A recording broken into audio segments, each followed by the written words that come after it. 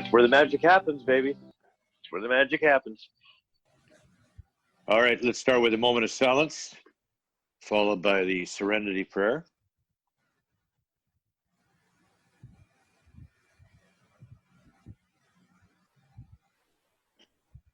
God, grant us the serenity to accept the things we cannot change, courage to change the things we can, and wisdom to know the difference.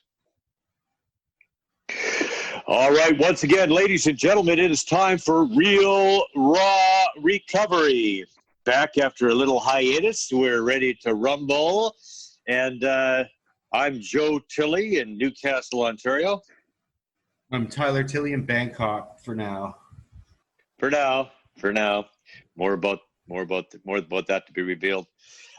Okay, so let's start with the daily reflections reading, which is right here, right now. You ready? Yeah, it's a good one.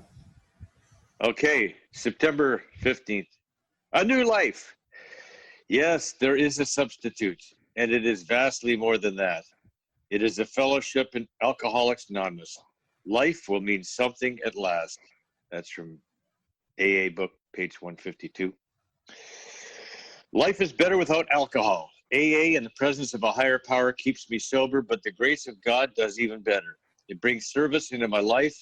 Contact with the AA program teaches me a new and greater understanding of what Alcoholics Anonymous is and what it does. But most importantly, it helps to show me who I am, an alcoholic who needs a constant experience of the Alcoholics Anonymous program so that I may live a life given to me by my higher power. So life is better without alcohol. AA and the presence of a higher power keeps me sober, but the grace of God does even better. Brings service into my life. Contact with the AA program teaches me a new and greater understanding of what Alcoholics Anonymous is and what it does.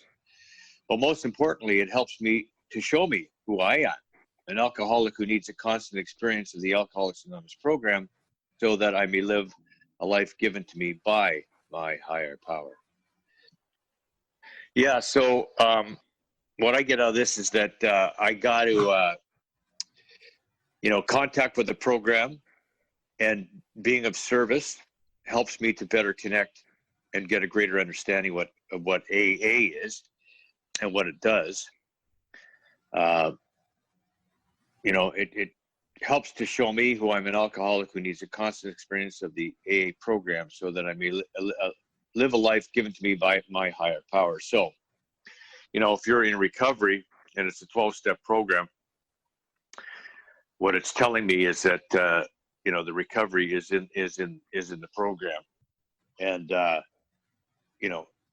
in the presence of a higher power keeps me sober, but the grace of God does even better. So I get to have a life that is kind of, well, I know for me it was a life beyond what I could have imagined by working steps into my life. And that's what the change is. And for me also, working with other drunks and addicts and helping them, get through the program and get through the steps and helping them recover has changed me. It's allowed me to better understand the program, but it's allowed me to be a better person. And it really is my lifeblood today. I really get off on it, right? I really love helping others. It's really enjoyable. It's really, I can feel the growth in me. It takes me to a place where I think I need to be, and out of a place of self absorption and into a place where I'm giving and caring. So, what did you get out of that? Well, it's a bummer because I read the title. Yeah. And then it didn't deliver. I was really excited when it said a new life. I don't know if you heard me, but as soon as I said, "Oh, it's a good one." Yeah. And then I caught just like the first sentence. Yes, there was a substitute, and it's vastly more than that. It's a fellowship in Alcoholics Anonymous, and life will mean something at last. And I guess for someone like yourself, like it's enough. It can be enough, and it can be very rewarding as you've put out there time and time again. And but like as the reading goes on, like it doesn't talk about, like it just indicates that if you follow us, you will have a new life. And like that's kind of like mathematical, again, that's evident. If you join us, you will have a new life, because before you didn't join us. So you know, like it's okay.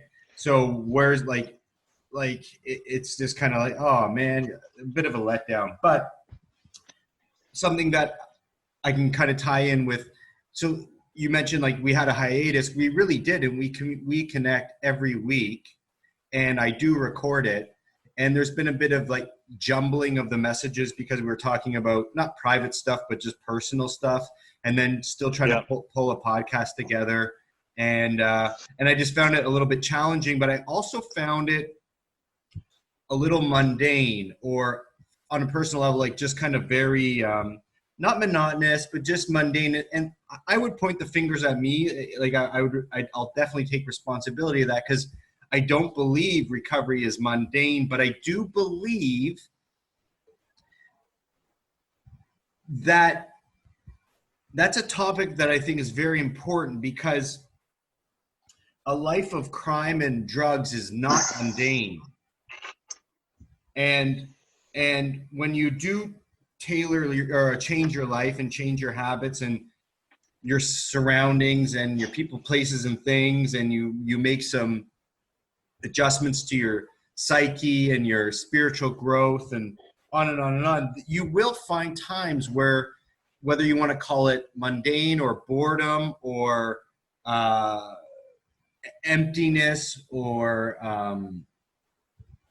monotony a little bit. Yeah, sure.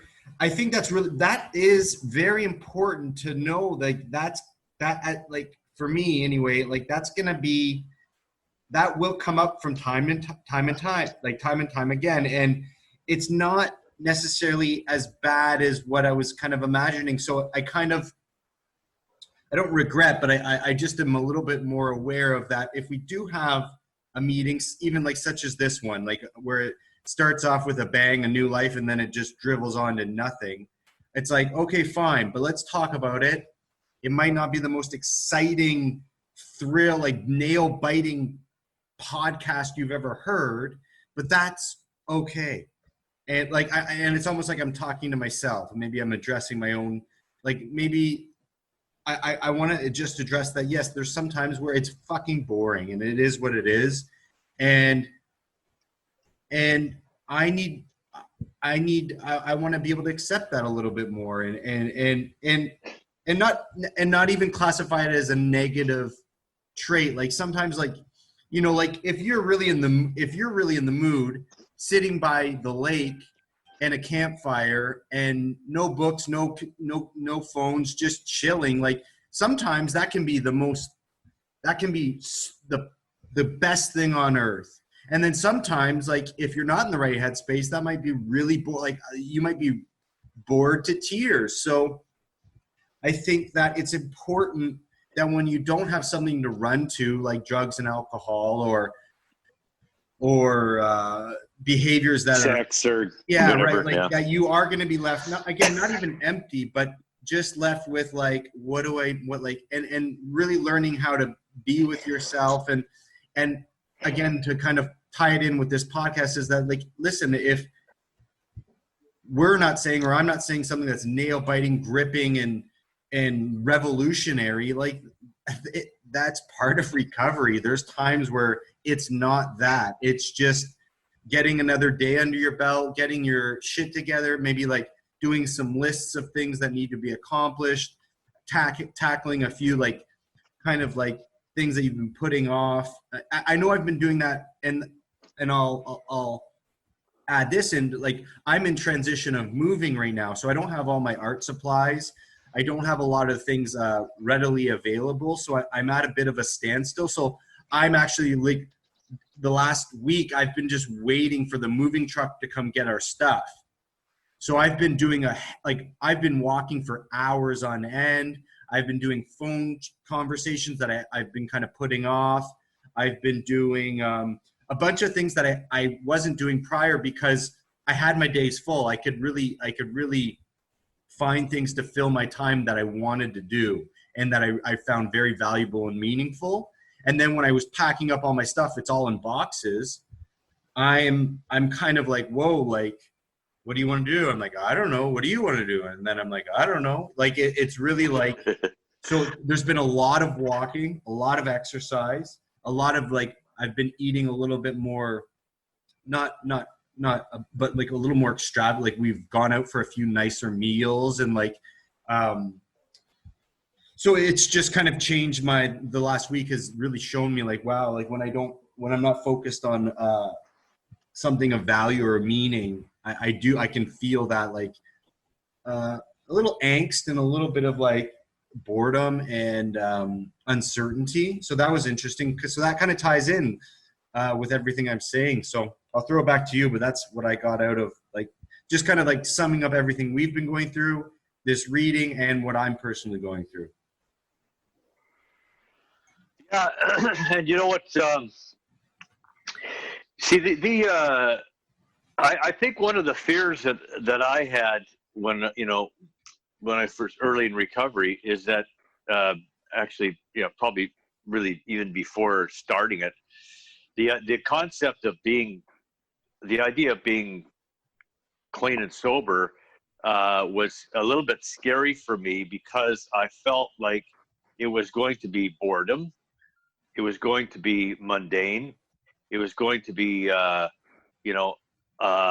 life where I'm not going to have any fun anymore. And the opposite is actually true. The life I have in recovery is far and away better than anything I had before. It's like I've had so much fun. I've had experience like, pain and sorrow and heartache and other stuff, but I've also had incredible amounts of joy and fun and like good extreme belly laughs and being anything but bored, learning to be with myself and learning to, like who I am. I remember when you were talking there, I remember when you were earlier in recovery, you hadn't been around that long, but I mean, remember you go camping by yourself to Algonquin Park, and you'd be like do like a lot of stuff alone and like seeking yourself and finding yourself and I think that I remember you doing that and thinking, wow, that is so cool that you can do that. And what I was thinking about is like, what do you think you found when you spent that time alone with yourself, and what do you think? Why do you think it was important for you?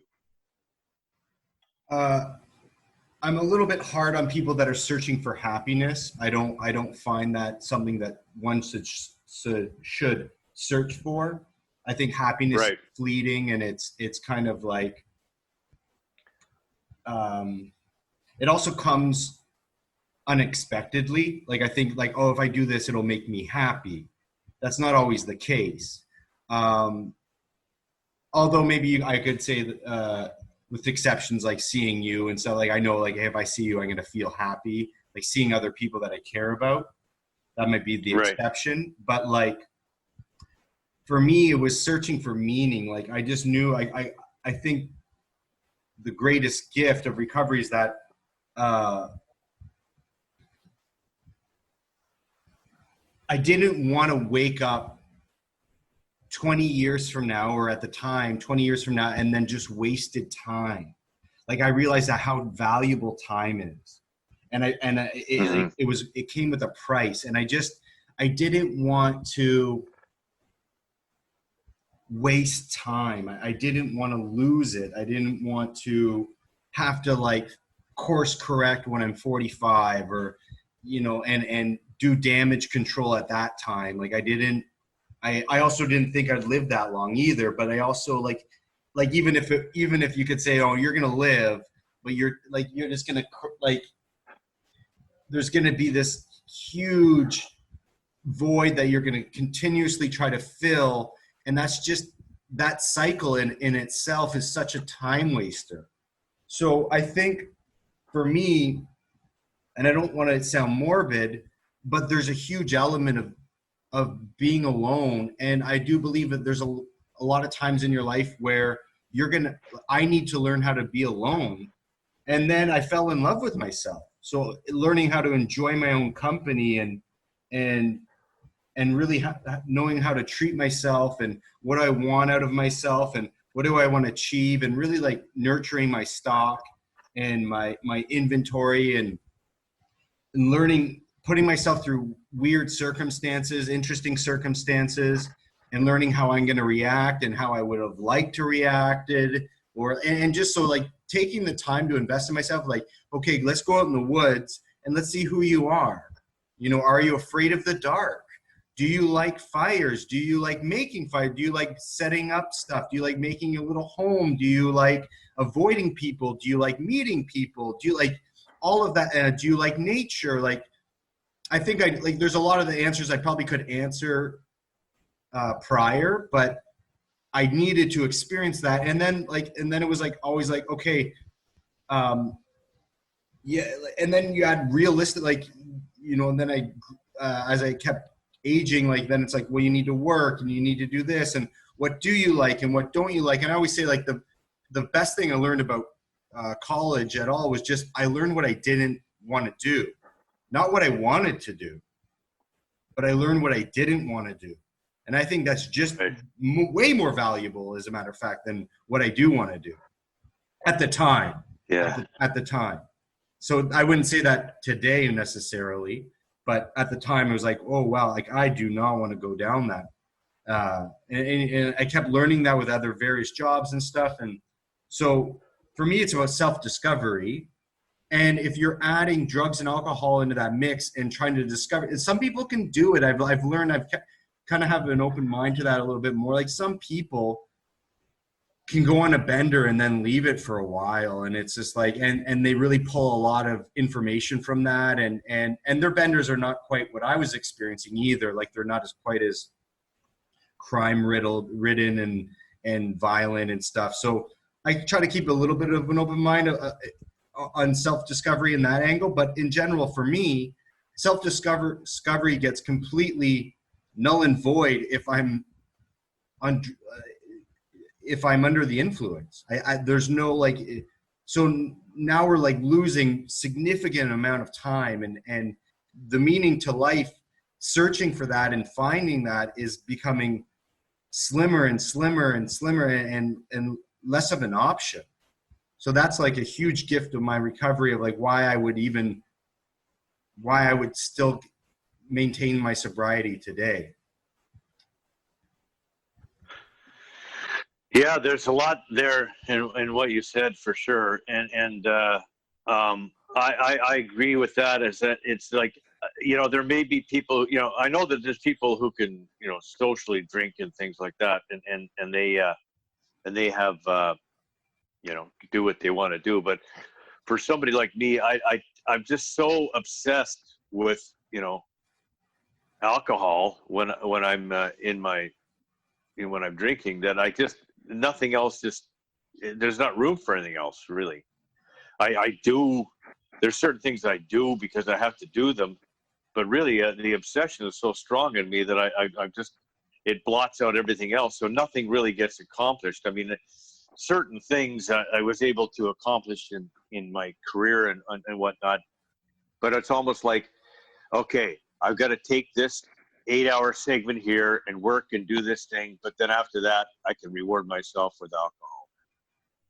You know, and that's kind of the whole, that was the obsession that I had. And so now the difference between that and today is, now I have this sense of freedom without that obsession, that, you know, I can just do what I really want to do, and I can follow, you know, any type of, you know, direction that I get from my connection to a power.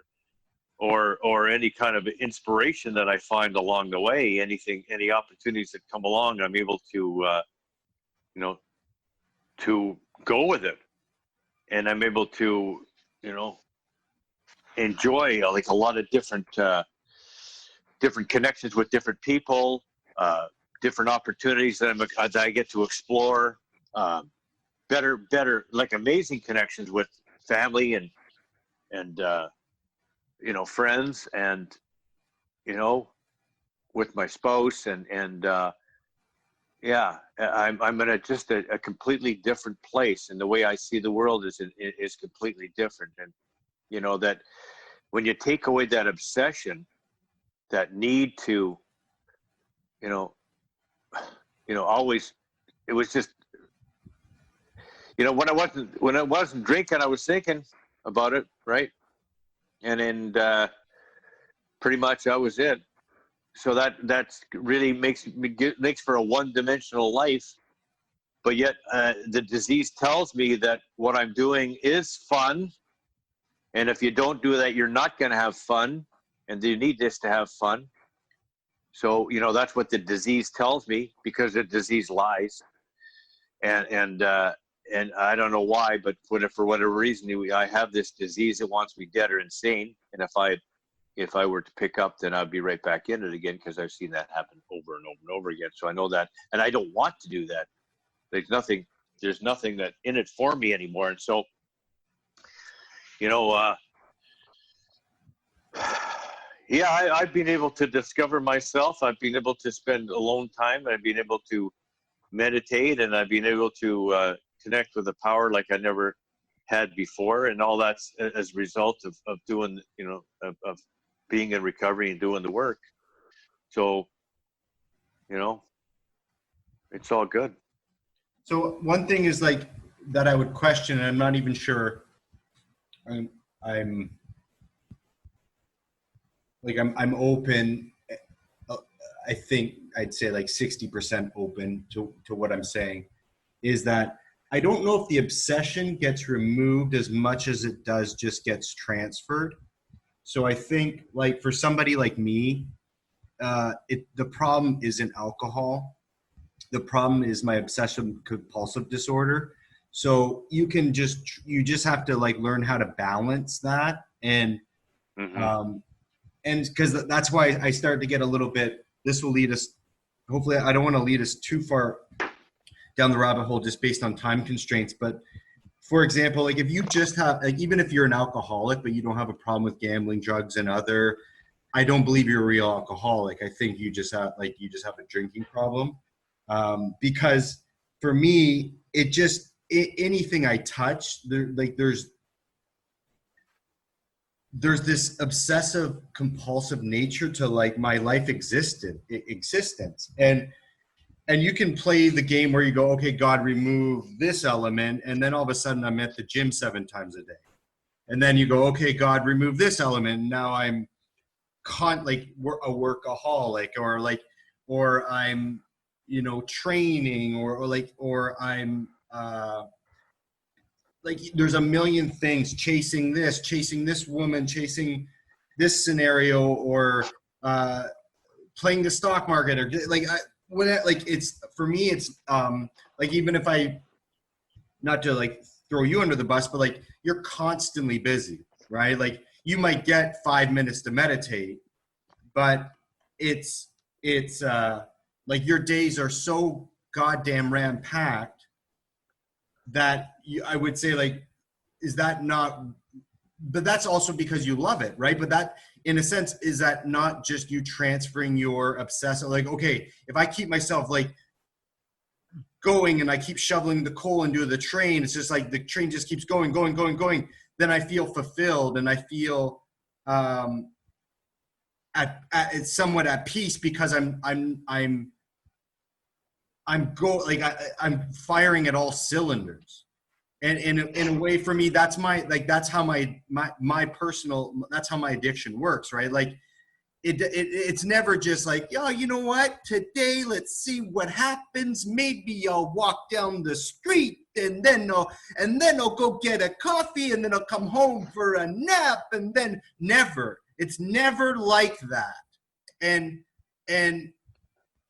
or like 1 out of 100, right? And so it's like, I think that for me is what I've been personally like on a journey of discovery, looking at, like, you can say, okay, yes, my obsession for drinking is gone, but that's just because the simple habit like has been removed. But all that energy is now at a like hyper focused on a new addiction or a new objective or focus. And for me, that's really important information. And I think it's also a huge element of who my character is, and you know, and who I am as a person is it comes part and parcel with me being this obsessive compulsive animal. So thoughts on that? Yeah, I think that maybe there. Yeah, I can see that there could be danger in that, in transferring addictions, for sure. There's danger in that. What for me, it's like, you know what? I find myself. Yeah, you're right. I'm busy. Like a lot of days, I'm busy. A lot of days, I'm busy working with guys, and especially in the COVID era, working with guys on Zoom and having connections. Like, I sponsor guys in Colorado, and I got a guy in Florida that I work with, and and then around around the home front as well. But um, yeah, so there is that aspect of it. I'm a guy who when it comes to people asking me if I'm if they'll work with me, I kind of have a hard time saying no. And I sometimes I think that is maybe could be considered a problem, because it does tend to jam my calendar up pretty good.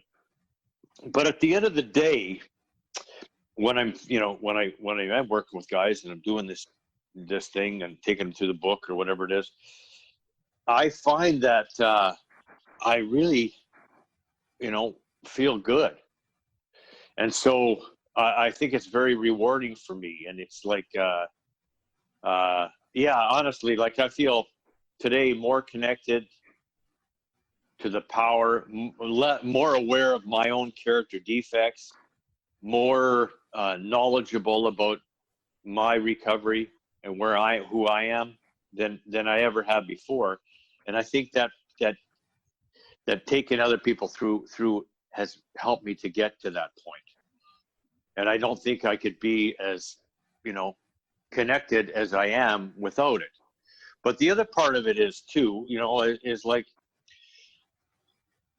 when losing Spencer was a difficult time and transition for me and for you and for all of us, I guess. But and it's like one of the one of the one of the things I got from that experience was that helping others is really important for me. It's really important for me to carry the message. It gets me out of myself. It gets me out of my own self-pity. It gets me out of my own grief, in a sense, and it allows me to be really useful at a level that is beyond just what I would normally be. And so it's almost like the more people I'm able to help, the more people I'm able to carry the message to, the better I feel. And there's, I guess maybe there's a certain amount of fear that if I were to stop doing that, then I might be grief stricken, or something like that, or I might be, I don't know. I don't think so. I really don't think so. But I guess maybe at the back of my mind there might be that little fear there. I don't know, maybe. But I'm just trying to, if I were to determine that there might be something wrong with it, then maybe the only thing that I could find would be perhaps it would be but running from the grief. But I don't think I do that, because I do take time to feel, my grief. So I do take time, to walk down to Spencer's tree, spend time there, have a cry. I haven't lately because I've been on crutches and a walking boot from my surgery, but that's but I have taken time to feel, and I think it's good to feel. I don't think I should run from my feelings, because if I am running from my feelings, that's usually what my addiction's all about, is taking me away from my feelings. So is helping other people, is that like an addiction? Maybe it's might be something in there, but it's something that I find very rewarding, and at the end of the day, helpful. So, I know that, yeah, I think it works for me. So. No, and I hear you, and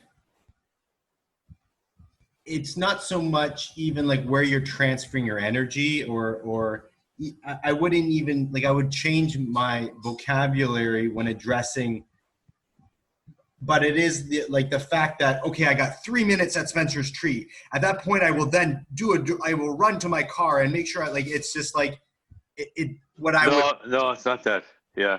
Right. No, what I would suggest is looking at it's not, the concept isn't helping people. The concept is how your days are so ram-packed, right?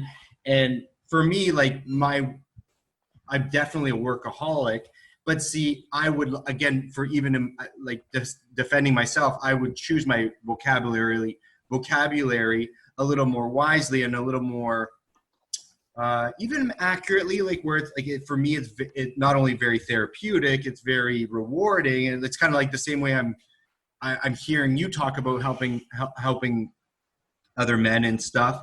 So I'm just also just quite hyper aware of how energy is transferred versus just assuming that it's just removed. I don't necessarily agree with that kind of verbiage. I would just look at okay, now I've shifted so much energy over here. I've changed my habits, and my habits are now this. Why?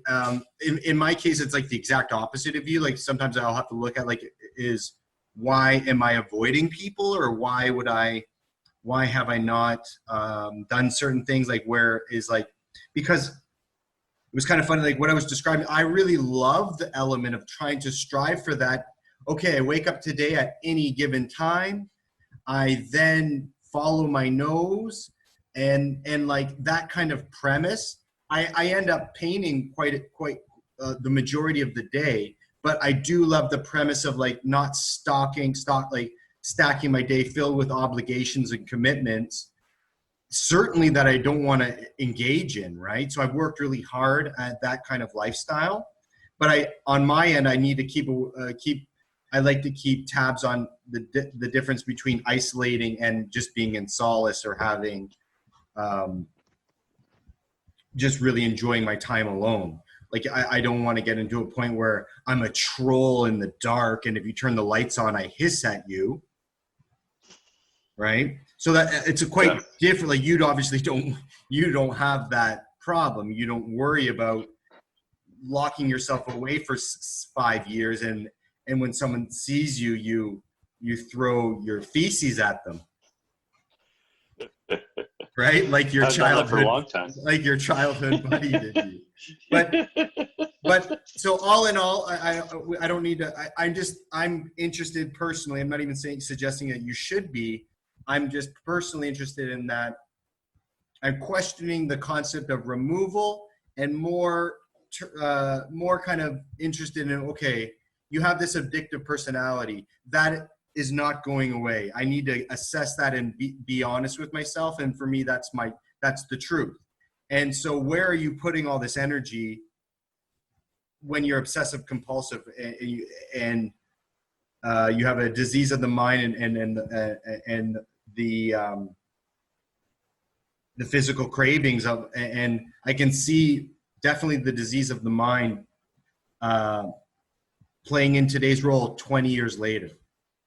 So I address it differently versus like that disease of the mind is not gone. I don't even know if I call it a disease of the mind today, but I definitely know that obsession compulsive behavior is with me, and how I manage that and where I put my energy and how I deal with that is, you know, some days a fight, but in general, it's just like, I like you, I like putting it towards things that make me feel valuable and add meaning and comfort. And as you were suggesting, working with others does for you.